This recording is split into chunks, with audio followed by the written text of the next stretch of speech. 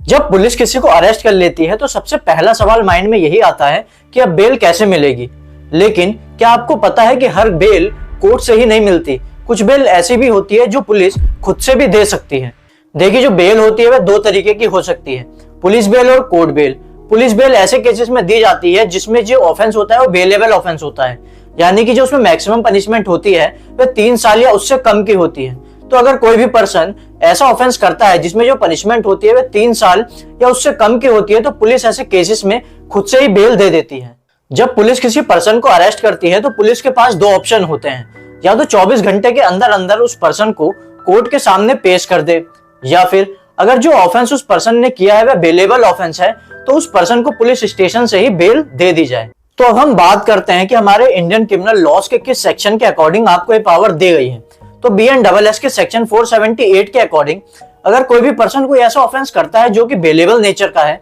तो police officers duty bound है उस पर्सन को बेल देने के लिए। लेकिन अगर फिर भी पुलिस ऑफिसर बिना किसी वैलिड रीजन के डिनाई करते हैं या फिर 24 घंटे के अंदर अंदर कोर्ट के सामने पेश नहीं करते हैं तो पुलिस ऑफिसर्स लॉ का वायलेशन कर रहे हैं और आप इसके खिलाफ कंप्लेन भी कर सकते हैं। लेकिन सुप्रीम कोर्ट ने Arnesh Kumar versus state of Bihar 2014 case में क्लियरली बोला था कि अगर कोई पर्सन कोई ऐसा ऑफेंस कमिट करता है जिसमें कि मैक्सिमम पनिशमेंट 7 इयर्स तक की है या फिर उससे कम की है और वह पर्सन पुलिस को फुल्ली कोऑपरेट करता है इन्वेस्टिगेशन में और पुलिस ऑफिसर्स को भी ऐसा लगता है कि वह पर्सन कोर्ट की हर डेट पे प्रेजेंट रहेगा तो पुलिस ऑफिसर्स उस पर्सन को पुलिस बेल दे सकते हैं सेक्शन 35 BNSS के नोटिस पर साइन करवा के। इसीलिए आपने देखा होगा कि आईपीसी के सेक्शन 498A, 420, 506 जैसे ऑफेंसेस में जो कि सीरियस ऑफेंस है police officers easily bell grant कर देते हैं अगर कोई भी पर्सन उनको फुल्ली कोऑपरेट करता है तो। लेकिन ध्यान रहे,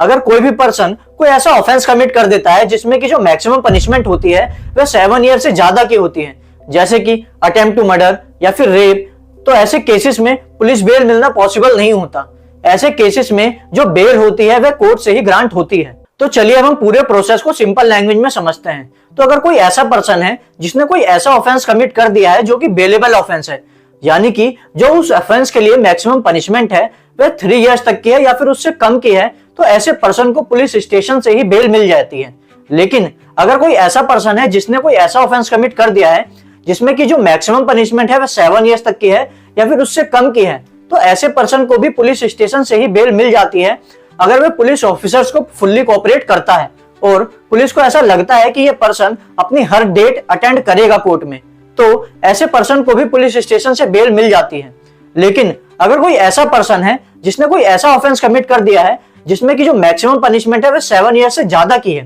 तो ऐसे केस में पुलिस स्टेशन से बेल मिलना पॉसिबल नहीं होता। ऐसे केस में कोर्ट से ही बेल पॉसिबल होती है और कोर्ट ही बेल ग्रांट करती है। तो अब आपको ये क्लियर हो गया होगा कि हर बेल कोर्ट से ही नहीं होती, कुछ बेल ऐसी भी होती है जो पुलिस स्टेशन से ही हमें मिल जाती है। तो अगर आपको ये वीडियो थोड़ी भी हेल्पफुल लगी हो तो इस वीडियो को शेयर करिए, लाइक करिए, और अगर कोई डाउट हो तो कमेंट कीजिए और इस चैनल को सब्सक्राइब कीजिए ऐसे ही लीगल कंटेंट्स के लिए।